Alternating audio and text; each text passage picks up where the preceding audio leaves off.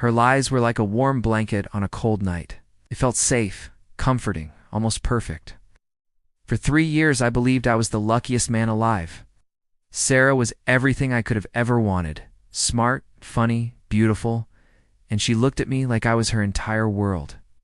We built a life together, brick by brick, filled with inside jokes, future plans, and a love I thought was unbreakable. Our friends called us the forever couple, and I believed it.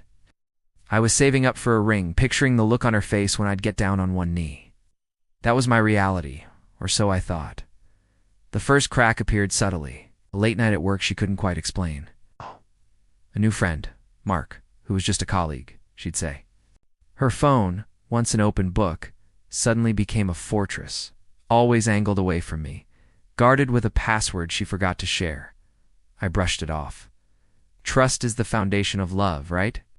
I told myself I was being paranoid, that my own insecurities were creating monsters in the dark. But the late nights became more frequent, the texts from Mark more constant.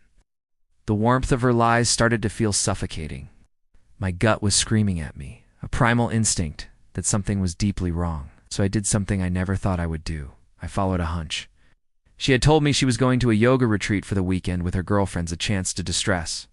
I even packed her a little bag with her favorite snacks. On Saturday, a friend of mine sent me a picture. It was a casual shot from a local music festival he was at, and there, in the background, unmistakable, was Sarah. She wasn't in yoga pants. She was laughing, her head on another man's shoulder. It was Mark. The image shattered my world into a million pieces. It wasn't just the lie. It was the ease with which she delivered it. It was a yoga retreat, the girlfriends. All of it was a carefully constructed fiction. The air left my lungs. I felt a cold, hard knot form in my stomach. This wasn't just a crack. It was a chasm that had opened up beneath my feet. I spent that night staring at the ceiling, the picture burning in my mind. The anger came first, hot and blinding. Then came the sadness, a wave so powerful it threatened to drown me. But beneath it all, something else began to form, a plan. She came home Sunday night, glowing, talking about how refreshing the retreat was. She even brought me a small gift, a little souvenir from the gift shop. I played along, asking her about the yoga poses, about her friends. Each word she spoke was another twist of the knife, but I kept my face a mask of calm.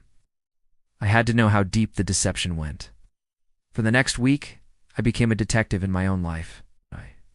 I checked phone records, not hers, but our shared family plan. The number of texts and calls to Mark was staggering. It wasn't just a fling, and this was a whole other life she was leading.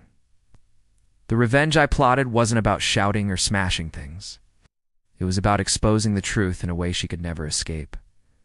Our anniversary was coming up. For weeks, she'd been talking about a big party, inviting all our friends and family. It was meant to be a celebration of our love. It turned out to be the perfect stage. Let her plan everything, the catering, the decorations, the guest list. It just had one contribution, a slideshow of our best memories. I spent hours putting it together, a collection of photos from our 3 years. Happy moments, vacations, holidays, the life I thought we had. The night of the party arrived. Our apartment was filled with the people we loved most. Sarah was radiant, a perfect hostess, laughing and hugging everyone. She gave a little speech about how lucky she was to have me. My heart hammered against my ribs. Then it was my turn. I stood up, thanked everyone for coming, and announced the slideshow. The lights dimmed. The first few pictures were us, smiling, happy. The music was soft. Then, the picture from the music festival appeared on the screen, blown up for everyone to see. A collective gasp filled the room. I followed it with screenshots of her texts to Mark, his number clearly visible. The final slide was a simple question. Was the yoga retreat refreshing, Sarah? The silence was deafening.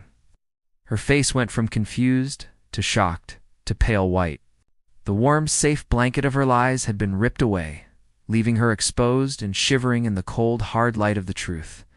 I didn't say another word.